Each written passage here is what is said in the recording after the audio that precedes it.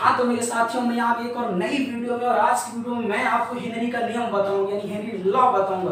मैं बता दूं कि यह वीडियो क्लास 11 और क्लास 12 के बच्चों के लिए बहुत ही महत्वपूर्ण है, जिसमें मैं आपको आज हेनरी का नियम बताऊंगा।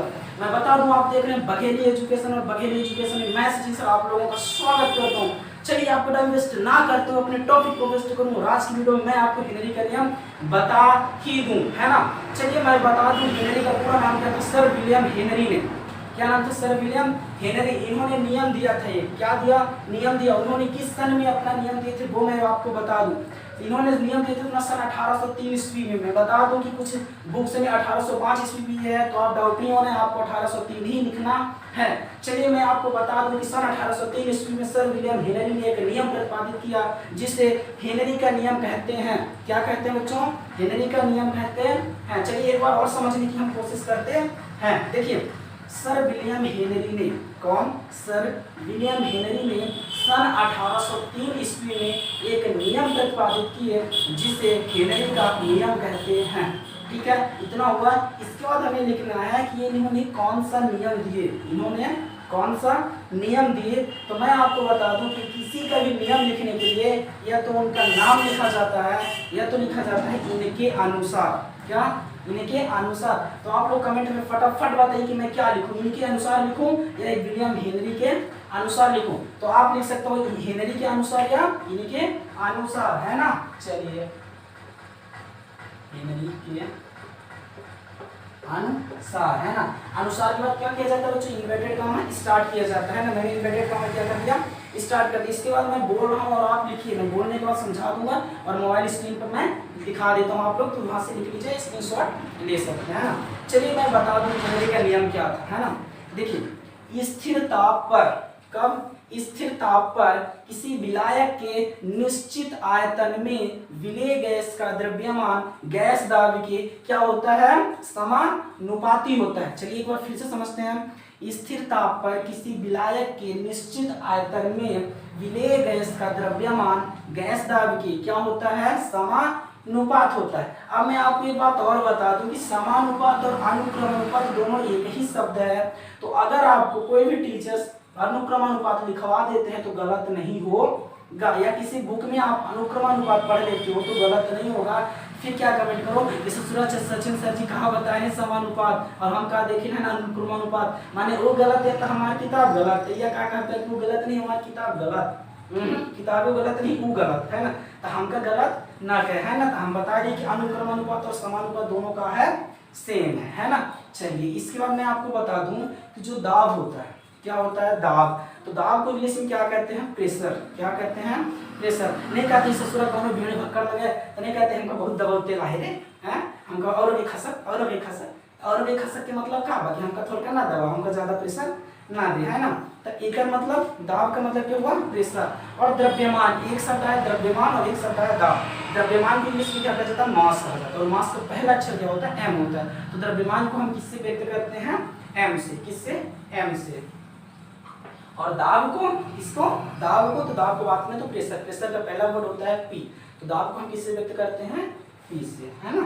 चलिए इतनी बात आई समझ में। अब आप एक बार फिर से नियम को समझना है, और इसके बाद फिर हम इनका सूत्र लिखवा देते हैं, है ना। देखिए क्या होता है। स्थिर ताप पर, ध्यान से सुनना है भाई, स्थिर ताप पर किसी विलायक के निश्चित आयतन में विलेय गैस का द्रव्यमान, क्या? विलेय गैस का द्रव्यमान, गैस दाब की क्या होता है? समानुपाती होता है ना। तो द्रव्यमान बोले तो m, तो आप नीचे इसके नीचे आपको थोड़ा सा लिख लेना है, यदि द्रव्यमान m तथा वाष्प दाब, द्रव्यमान m तथा वाष्प दाब क्या हो? p हो, तो, है ना। तो क्या हो जाएगा? m समानुपाती p, माने m प्रोपोर्शनल दैट p। आई बात समझ में? m proportional that p। ससुरा चल ही नहीं रहा, क्या हुआ? m समानुपाती p, यानी m प्रोपोर्शनल दैट p। आया समझ में? m proportional that p। अब हमें एक बात बताइए कि हमें यहाँ पर प्रोपोर्शनल दैट है, इसको हटाएंगे इक्वल लाएंगे, तो जब हम इक्वल लाएंगे तो कोई स्थिरांक आएगा, आएगा ना। जैसे मान लो कि एक बछवा रहे, है ना, वो काज हो गए, तो जब बेबी रहे ना, तो हमारे कोई से खाना बनावत रहे, और वो कोचिंग आवत रहे, तो का बा कि वो ससुरा खाना बनावत रहे, टाइम नहीं दिखी, है ना। अब फिर टाइम देखिए तक 6 बज गया, कोचिंग के लिए लेट हो गए, चले कोचिंग, है ना।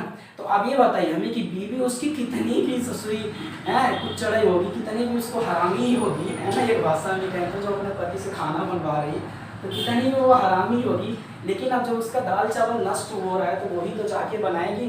तो वो बछवा क्या किया कि लेट हो रहा था, उसने अपनी बीवी को बोला, ये जी सुनो जी, मैं जा रहा हूँ कोचिंग, लेट हो गया, खाना को बना लेना, है ना। तो वो क्या किया कि वो छोड़ दिया। और किसके लिए छोड़ा? कोचिंग आने के लिए ना। तो हमें बराबर चाहिए, बराबर चाहिए। तो जब उसने छोड़ा किसके लिए? कोचिंग के लिए, तो कोई तो आएगा उसको बनाने, मतलब उसकी बीवी उसको बनाने तो आएगी ना। और वो किसके लिए छोड़ा है? कोचिंग के लिए। माने कोचिंग को समझ लो बराबर, और जो नया शब्द आएगा उसे समझ लो बीवी को, है ना। तो जब वो छोड़ दिया तो कोई आया, और छोड़ा क्यों? कोचिंग के लिए। तो कोचिंग के लिए छोड़ा माने बराबर, और जो उसकी बीवी आएगी माने के होगी एक स्थिरांक, है ना। तो चलिए देख लीजिए m इक्वल, इक्वल क्या मतलब कोचिंग के लिए ना। और वो छोड़ा क्यों? कोई आएगा ना छोड़ा, तो जो उसकी बीवी आ रही तो वो क्या हो गई? के, क्या हो गई? के। और जो p है तो वो p आ गया। अब यहाँ पर हमें लिख लेना है जहाँ ये क्या है? उस बछवा की बीवी है ना, ना ना ऐसे नहीं लिखना है। क्या लिखना है कि जो के है ना तो वो एक स्थिरांक है। क्या है? स्थिरांक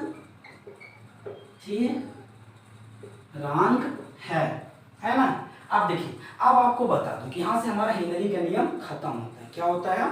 खत्म होता है। फिर आपके पेपर में जो आता है ना वो पूछता है कि हेनरी का नियम लिखिए एवं इसके अनुप्रयोग लिखिए, या हेनरी के नियम की सीमाएं लिखिए। क्या? हेनरी के नियम की सीमाएं लिखिए। तो अब आप हेडिंग बना लीजिए हेनरी के नियम की सीमाएं।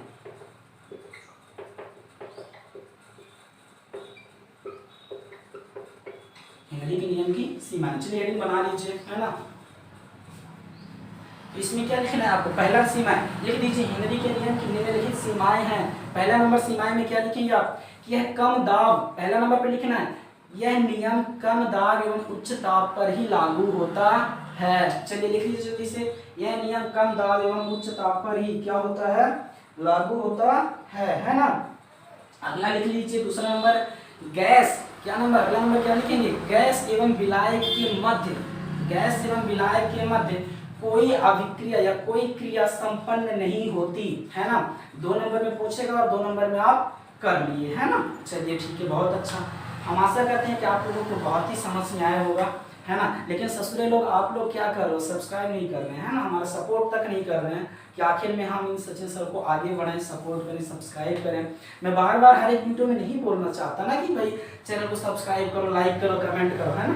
तो आप लोग हमारा सपोर्ट करिए, है ना, और ऐसे ही हमें कमेंट करते रहिए ताकि हमारा भी हम भी मोटिवेट होते रहें और आपके लिए नई नई वीडियो बनाते हैं, है ना। तब तक के लिए जय हिंद, मिलते हैं आपसे अगली वीडियो में।